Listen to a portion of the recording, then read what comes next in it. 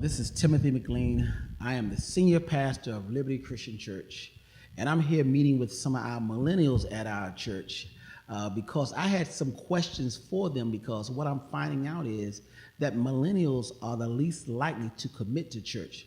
So I have some beautiful ladies here with me today. First of all, before we get started with the questions, I want each one of them to introduce themselves and tell us how long they have been partners at Liberty.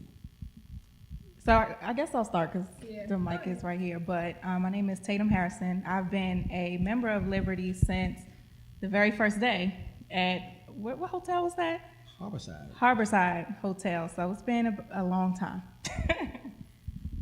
My name is Amari. I've been a member at Liberty for a year now. So excited.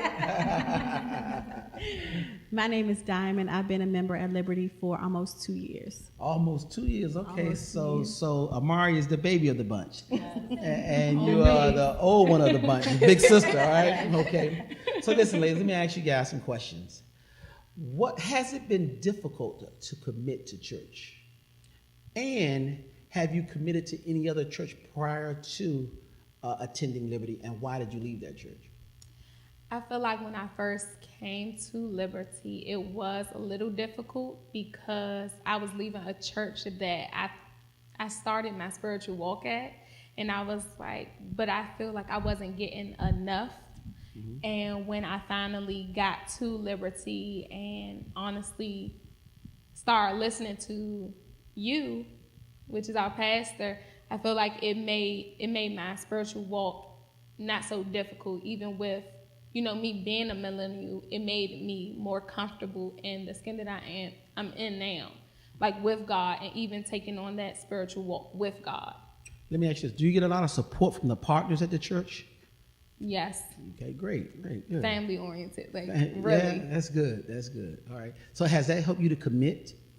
Yes, I feel like when you have support system, regardless on what what situation or anything that you're putting forth an effort for, I feel like when you have that support, like family support, it does make a big difference. That's one of the things I want to foster at Liberty, is that family support.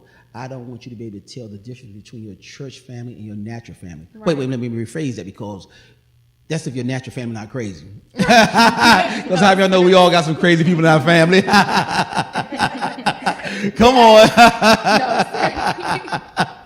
But I want to foster that family environment whereby when you come here, I feel like I'm coming home to be with my family. Yes. And I wanted to be a place whereby I don't want to leave on Sunday. I want to stay all day because I'm with my family. It's a place where I feel that I'm loved. Yes. I feel that I'm protected. And I feel that I can just be me here. And y'all, this is who I am. Faults, failures, everything, the successes, all of it. This is me. And we know you're not perfect, but we're there to love you through whatever you're going through in life and to celebrate you when you succeed in life. Yes, I feel like that's what I love. All right. So for me, I affiliated with churches before, okay.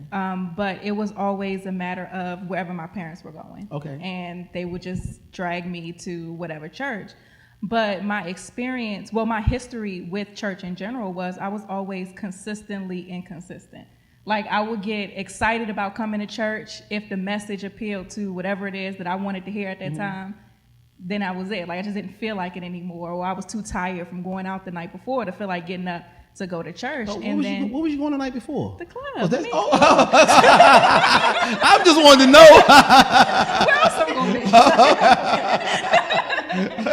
be? But so I was inconsistent with going to church, and then the struggle that I had with churches prior was I felt like churches focused too much on the action as opposed to the root. So similarly, if you were to cut down a tree, it will just grow right back. So I felt like in church, all they were telling me was what I shouldn't be doing. Like, you shouldn't be smoking, drinking, having sex, doing all these things. And I'm like, okay, but nobody really focused on the root of why I was doing these things. Like, nobody cared about the brokenness that was leading me to do these things. Yeah. And so because of that, that's what led to me continue to be inconsistent. But then when I came to Liberty, at Liberty, you guys really focus on the heart of the person.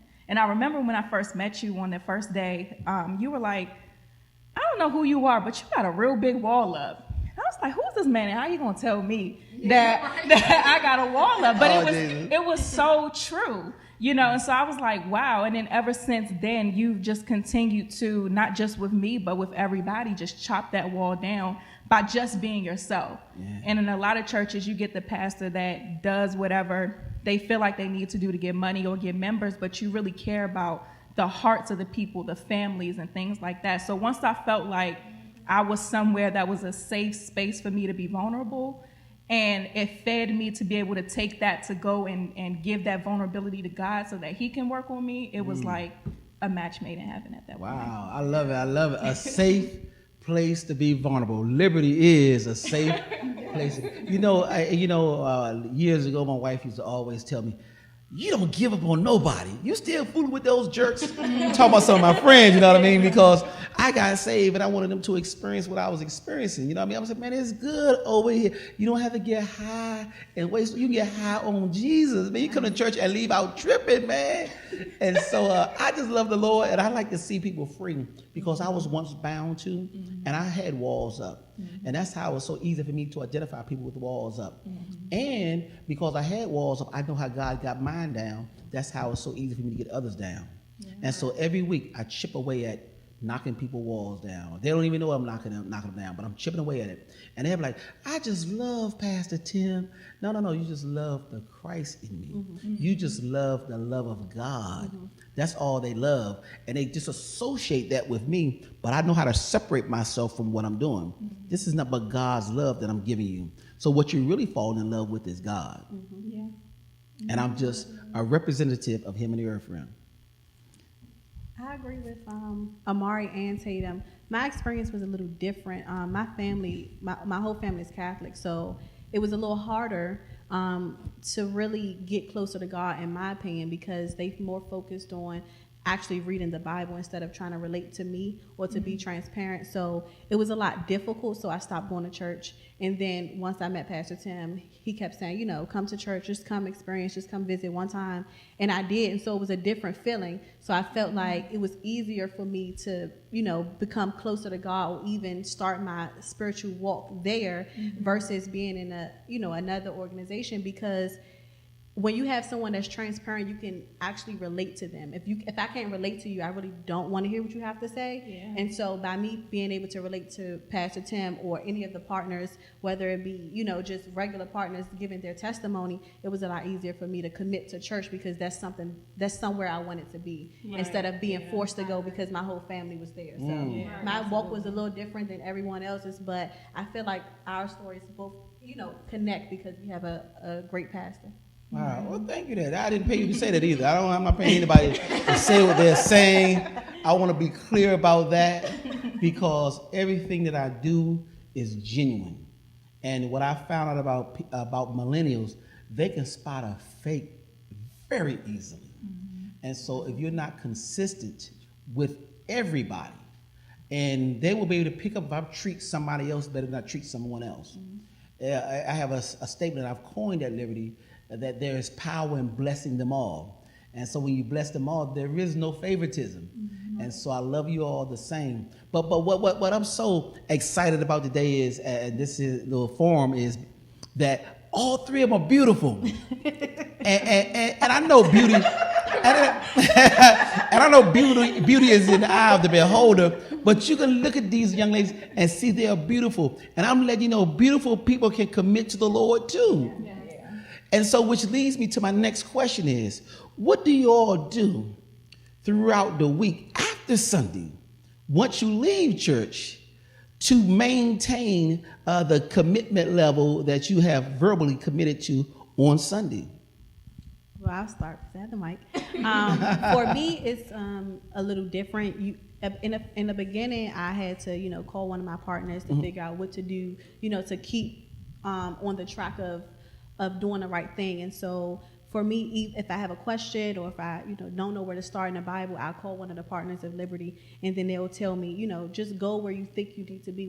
What's on your mind? And so we start there. Or I'll call Amari, and we'll talk about certain things. Just read the Bible. Just go over notes that I took on Sunday, just as a refresher, so that way by next Sunday I can understand, or I can give advice to Amari if she didn't understand. So that's my way of staying on track, especially not just on Sundays, but during the week. Right. So how I stay on track is now, because I did my big commitment to God, and I want to grow, and I want to continue to grow. I meditate in the morning. I get up now. I usually never get up early in the morning, but I remember talking to Tatum, and Tatum always was like, well, I make a commitment every Monday to get up, and she make it her business to make God her first priority. And I feel like that made me grow as on the inside, because I was just if I can make time for everything else, why can't I make time for God? I can make time to go out, so why can't I make time on an everyday basis to go talk to God? It doesn't take that much. All he wants you to do is talk to him. And I feel like that's all. Every time I talk to him, I always get an answer. It's just it be right there. Sometimes you just be like, huh? Are you talking to me now? Yeah. But then you just be like, okay, and then that's also obeying God. I just feel once you obey, everything just comes naturally. You're honestly listening, and you honestly are really taking heed to what he is saying. Yeah. All right. So for me, I really had to change the way that I did things. So I would go to church, I would take notes, and then I would go home, and they would stay in the journal or whatever it is I wrote them in. And so as I was trying to figure out where do I start when it comes to building my own relationship with God, because I felt like I was putting too much stock in the pastors and whomever was at the church that day to give me what I needed, as opposed to going directly to the source who knew what I needed in addition to what I didn't even know I needed. You know what I mean?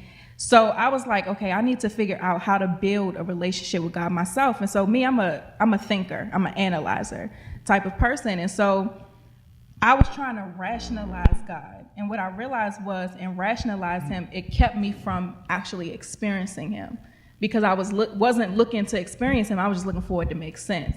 And so understanding it about myself, I would pray about it and be like, well, God, I need to be able to experience you, because I know if I experience you, I won't turn back. But if I rationalize you, then I can rationalize why I don't need to be here too. And so that's what I did. And so I just asked God to allow me to experience him. And so then that's when church started to connect with me a little bit more than it did at one point.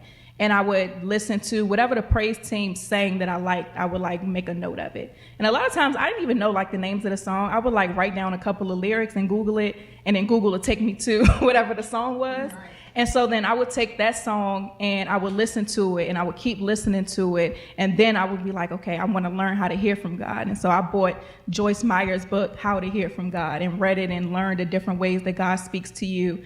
And then that's what I started doing. And then God really started to speak to me through other people. Mm-hmm. And then one of the things that I started to do was fast. And so I was telling Amari about this. So every week, God shared with me that he wanted me to fast every week after I did it for the first time. And so every week for the past year, I fast normally on Mondays. So it's fasting and really just Xing out everything else that I have to do that day and focusing on growing my relationship with God has really helped me as well. So now that's just a part of my routine. I fast every week. I listen to all my worship songs that I like throughout the week. And I read my Bible. The Bible app is really good. It has different plans. So if I'm struggling with let's say anxiety was a big thing for me at one point. So if I'm struggling with that, I would find a Bible plan that speaks to that. And I would just go through the plan on the app and just do it like that, and just continuously do that and make that my routine every single week and make it a non-negotiable.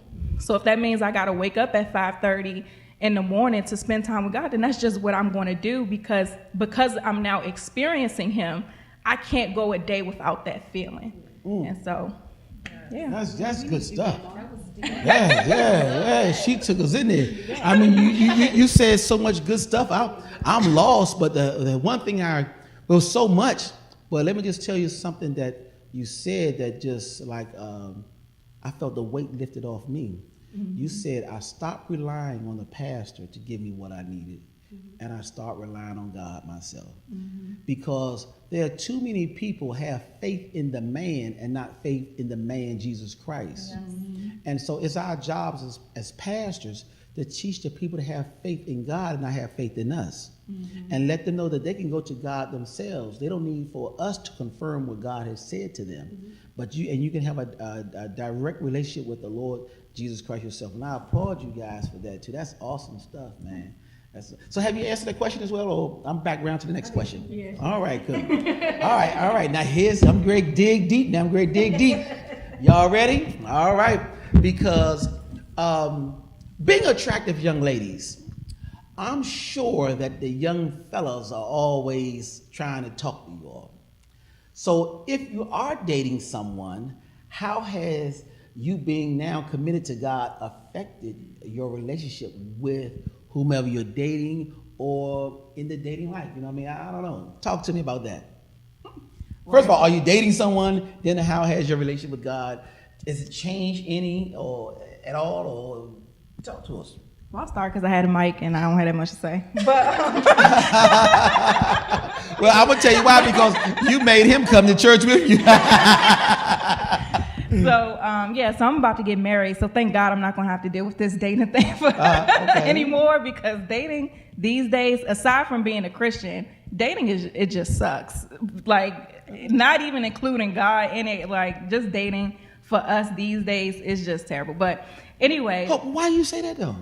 Because like guys a lot of times are not mature, and these days it's more popular, especially like on social media. Everybody wants the same girl, the same Kim Kardashian looking girl, or the same girl that they can just build up their body count or whatever. Like it's a lot. That's a whole topic for another day. But when I was single though, and I was trying to focus on God, I was living by myself, trying to build up my relationship with God while having all the freedom to do whatever it is I want to do. Like, you know, if I want to have guys over, I can do that. Ain't nobody checking for me or, you know, holding me accountable. I had to hold myself accountable. But during that time, I wanted to commit myself back to God, and especially committing my body back to God. And so what I would do in the beginning was, I was like, okay, I'm gonna tell guys I'm celibate like early on, because I felt like we should talk about deal breakers in the beginning. So that way, if it don't fit, I can just get rid of you before I actually like you. Hey, you know, if I was your age back then, if you'd have told me you were celibate, I would say, what's that? Is that a disease? you got something? I'm glad you told me. I ain't gonna mess with her. She got the celibacy disease. That sounds like a disease, man. But it helps because it allows you to eliminate the people who aren't even really open to why it is you're doing that. So if I tell somebody that, even if I wasn't all the way there yet, I would say it just to kind of see what their reaction would be. Question. So if I got a question. Go ahead. Because I'm just being honest. Mm-hmm. I'm just thinking how competitive I am. Mm-hmm. And I've been all my life. If a young lady would say she's celibate, I would say to myself, oh, not now. And I would try my hand. Mm-hmm. So even when you did that, did any guys try their hand? No, because I don't have the type of personality where they think they can get away with that. So I'm not really like one of those super soft people. You know, I would tell them I'm a little bit aggressive, so I don't think anybody would think they could even get away with that. But by me telling them that, I was able to read what their reaction would be off the break. So if they kind of like, oh no, I could never do that, I'm like, oh, okay, cool. Like, it just shows that you don't even think that's a possibility to respect me in that type of way, which is fine. We just don't gotta go out again, you know. But my next question would have been this: so it's like the Steve Harvey 90-day rule thing, you know? I can do 90 days. I probably would have. I'm just telling you. Let's wrap this up. I'm calling the Uber. I'm out. But that was something I would do, and I would also ask them. I would pay a lot of attention, and you told me this before, you probably don't remember, but you were saying, like, pay attention to how people are with just everything in their life. So if a guy is, like, inconsistent with his friends or whatever, he'll be inconsistent with you. And that kind of goes back to how the Bible saying, like, a double-sided man is unstable in all his ways. So I pay attention just to how I used the word as a measuring stick to how I would be able to deal with this person. And a great story is, so my fiance now, when we first started dating, I was filling him out to kind of see if this was going to be somebody that I would take seriously. And so we worked together. And whenever I was frustrated at work as we were developing a friendship, I'd be like, hey, come with me for a walk. I'm stressed out or whatever. And so we would like walk to Starbucks or something. And as we were talking, I would tell him what's going on. And every time he had advice for me, it would be based in a scripture somehow. And I'd be like, okay, so he can't be running game on me because he had the scripture readily available in his memory to be able to tell it to me. So I was like, okay, I'm gonna take this guy seriously a little bit. So then one day we were hanging out and I had went to his place and I was snooping around because he like went to the store or something. And so I'm like, oh, this is a perfect opportunity to get to snooping. I'm looking at medicine cabinets, make sure he ain't crazy. So I'm like, so I get to snooping around and I found out that I found his Bible and it was like marked up as if he actually read it. I'm like, oh, okay, all right, this dude might be all right. So then, hold on, do he know that? Yeah. Okay. I told him. I tell the story all the time. Okay. So then we had kind of had that conversation already that, like, look, I'm tired of asking people their favorite color. If we're going to be talking, like, this has to actually go somewhere. I'm just over the empty dating games. Mm-hmm. And so we were on the same page with that. And so when he asked me, like, to be his girlfriend or whatever, I was kind of like, okay, well, you asking me to be your girlfriend means that you are looking at me as somebody you can potentially marry. So why? Like, what makes you think that I'm that person for you?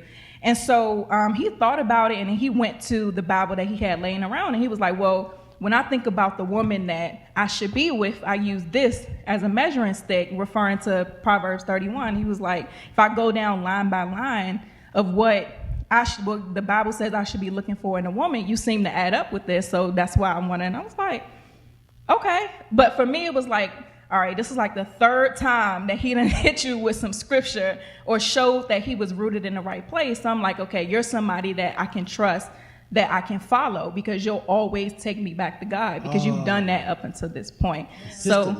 Consistently. So even if we weren't to get married or if that wasn't our outcome of our relationship, that would be something that I would take into the dating world. Just finding somebody who was rooted enough in God on their own to be able to take me back to him if I ever get thrown off or anything like that. Wow. And he's a member of Liberty too, but he's taken. Yeah. I'll fight you. It's okay. You could be serious. What girl said? One girl was over here. She said, "I'm saved, but I'm not a sucker." I said, "Oh, Lord." Exactly. I said, "Lord, have mercy, Jesus." All right. So I feel like I'm going to piggyback a little bit on what Tatum said. I feel like in a relationship, because I remember Pastor Tim talking to us about you should be completed before you're in a relationship. Because when you're not completed when you're in a relationship, it's like you're still broken from something that happened in the past. And it's hard for you to even have a relationship with someone else. And I feel like with that in the dating world, like with anybody, I feel like if you're not completed or if you're not 90% completed, it's impossible for you to make yourself and someone else happy. Like if you don't love yourself first, how can you love someone else? If you don't love God first, how can you love someone else? Mm-hmm. But also you have to love someone else because we can't see God. So we have to trust in sometimes his people. Mm-hmm. And majority of the time, you might you might feel like it's not the right person or it's not the right environment, but God will take you to a whole different environment and just be like, you like at a pool party? Like yesterday, like I had like a deep conversation with two young ladies from Christian, oh my God. Liberty Christian Church. No, it's not even. Are you crying?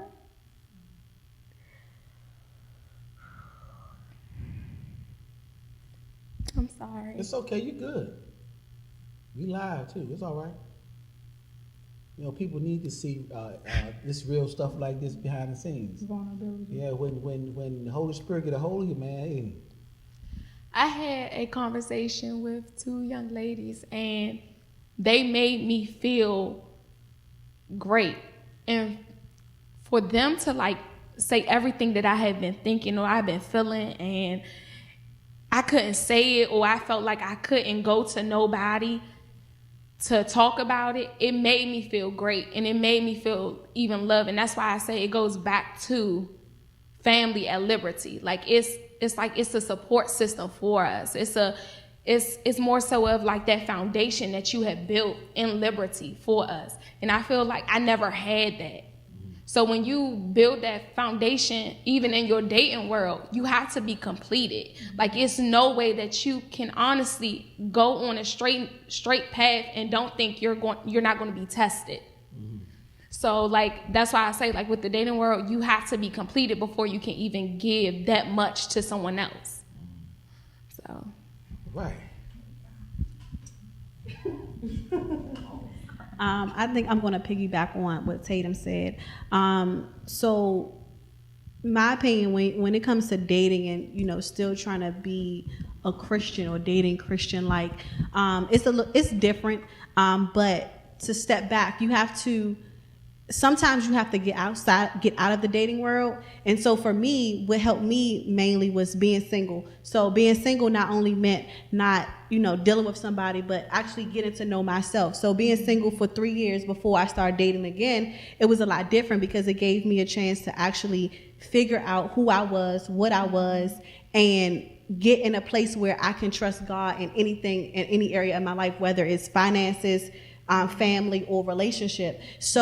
But for me, I am dating, but again, I did what Tatum did. I told them what I wanted in the beginning, so it weeded out so many people, and so it was easier for me to narrow it down. Right. And then at church, it's because it's harder to come from out of the dating world and then dating again and try to get into the rhythm of it again. But I put a expectation on people as far as me I go to church every Sunday or every Sunday that I can, and so I expect him to go to church every Sunday. But it's a lot different, and Pastor Tim said, make sure they have a relationship with God first. So it doesn't mean they have to come to Liberty. It just means they have to have their own personal relationship. And so that's what I took from that. So even though he does not come to Liberty, he goes to a different church, but I made sure that he had a different relationship with God, that he wouldn't do, for instance, he wouldn't do anything to me not because it's me, but because he wants to honor God first. Yeah. So it's a little different, but in the dating world, I think a lot of people, or a lot of millennials especially, they think that they can't be a Christian and go to church and still date and do whatever they want to do, when it's not like that. You can do whatever you want to do. Just make sure you set the boundary for your relationship, you set the foundation for your relationship, and you go about it that way. And if you all have questions, or if you all are unsure, then you go to the Bible and you figure out what scripture, is pertaining to, especially to this situation that you're dealing with in your relationship. And so as millennials, I think the advice that I would give is just make sure that you have your own personal relationship with God. Make sure you know who you are first, and then you can tell other people or give advice to other people as to what it is to be a Christian and what it's like to be a Christian dating. And it's not boring. You do the same exact thing. It's just you have different boundaries and you have different expectations on a different level. All right. Yeah. Well, let me give you all, ladies, some advice from a man. Because you all said some very important things. When I was coming up as a young man, I was broken inwardly. A young lady broke my heart. And I said to myself, I will never let another young lady get me like that in my life. And I went out to the club scenes, or wherever I was go, I would meet women and date women. And the guy they was dating looked good on the outside, had everything going for him, 2 cars, lots of money and everything, taking on trips and all that stuff. Although I was doing all those things, they didn't know I was broken. And what happens is, broken things could never fulfill like say for instance, my son has 2 games upstairs, Xbox. One works and one is broken. He never goes and play with the broken one. So I'm always cheering with young ladies, don't play with broken men. Mm-hmm. You know what I mean? Mm-hmm. Why don't you play with the broken one? Because they ain't gonna work. Right. It's not gonna work. Right. It's just not gonna work. Just like that game doesn't work, it's not gonna work. Mm-hmm. And so although I didn't know I was broken, I couldn't articulate it. But when I got saved and I developed my relationship with the Lord, I found that I was broken, and I found out how I got broken and who broke me. Mm-hmm. He told me this is where it happened, right here. And my issue was from that point was I didn't trust people because of what was done to me by somebody else. Mm-hmm. And the sad thing was everybody else had to pay the penalty of what one person did to me. So you hurt me. So y'all get in a relationship with you, I ain't gonna let you hurt me. So this wall is up, although we think we together, mm-hmm. but you don't notice invisible wall is up, and you ain't coming across here because I don't want you to hurt me like she hurt me. Mm-hmm. Right. But I take you out, I give you money, we can go wherever, all that stuff. Mm-hmm. But I was broken. And although it looked like I was working, I really wasn't working. Mm-hmm. And they found out sooner than later. So that was good. That was good. Can so I add something? Yeah. Add something. I want to say one of like the biggest frustrations that I have just with my peers and things like that is most of us are broken, mm-hmm. and we just continue this cycle of brokenness. So the guys are broken because of, I don't know, a girl may have broken their heart, or their mother may have done something.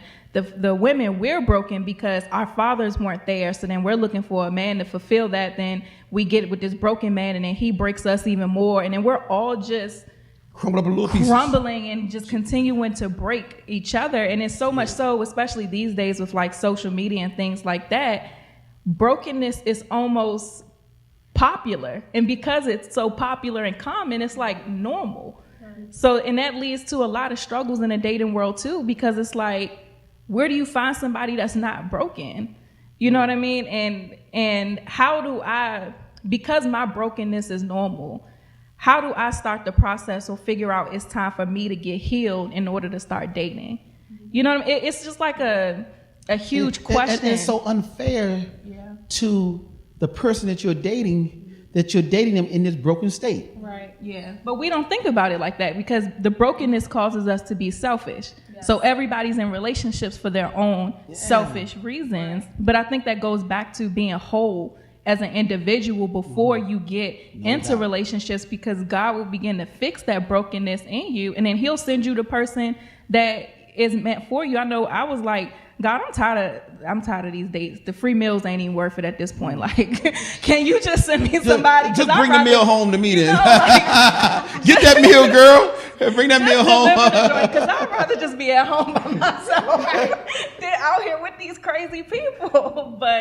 And then that's why I ended up meeting BJ at work. But it was just like dating. This is it's a lot. She's done with dating. I have one more thing to say about that. I think that even though we know, so because we know that our peers are broken, I feel like it's up to us to help mend the broken heart. So going back to Pastor Tim, he always says the only way you can mend a broken heart is to love the people. So that means it belongs to us to love other broken people, to try to figure out what we can do to fix the problem. And in our generation now, it's more like I'm not fixing the problem because it wasn't my problem. Yeah. So going back to liberty, I think that we need to, as women and as millennials, it should be our job to go out and try to figure out or love the people as Pastor Tim loved us, as Christ loved us, because that's the only way we can mend the brokenness. And I think that we can start a trend, if you want to say broken is a trend, we could start a trend of fixing people instead of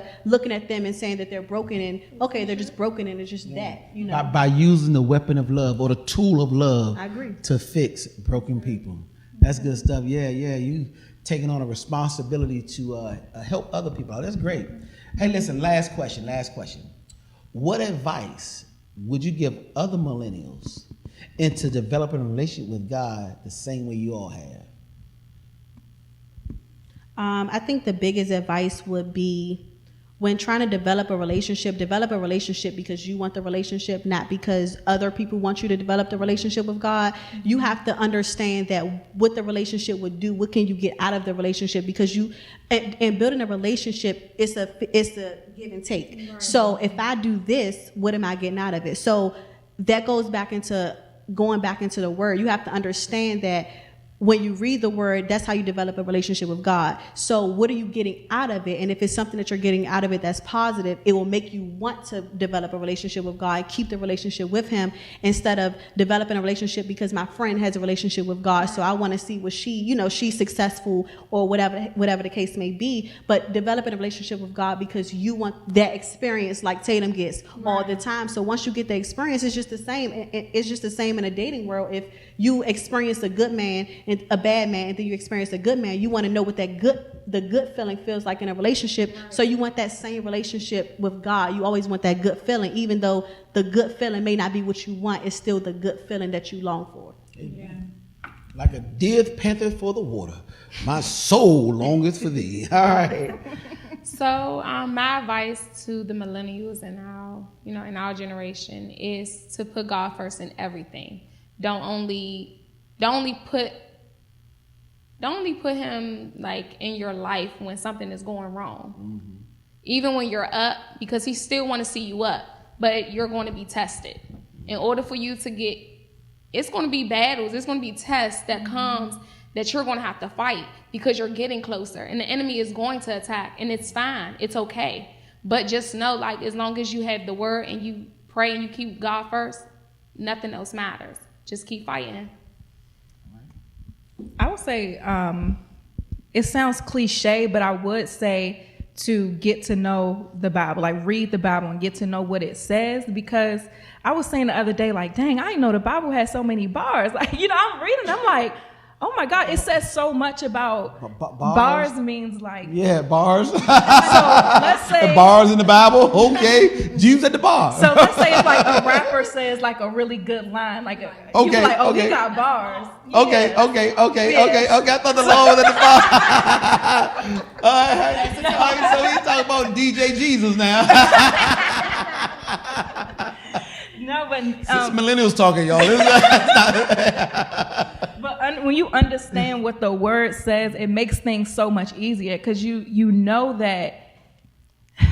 I know for me, I thought that me being obedient to God was a way I could use that as some type of bargaining chip to speed up his timing, if that makes sense. So I was like, okay, God, you said that this was for me, so I'm going to stop doing the things you want me to do, but I want this right now. But I had a false expectation that I wasn't going to go through anything as a Christian.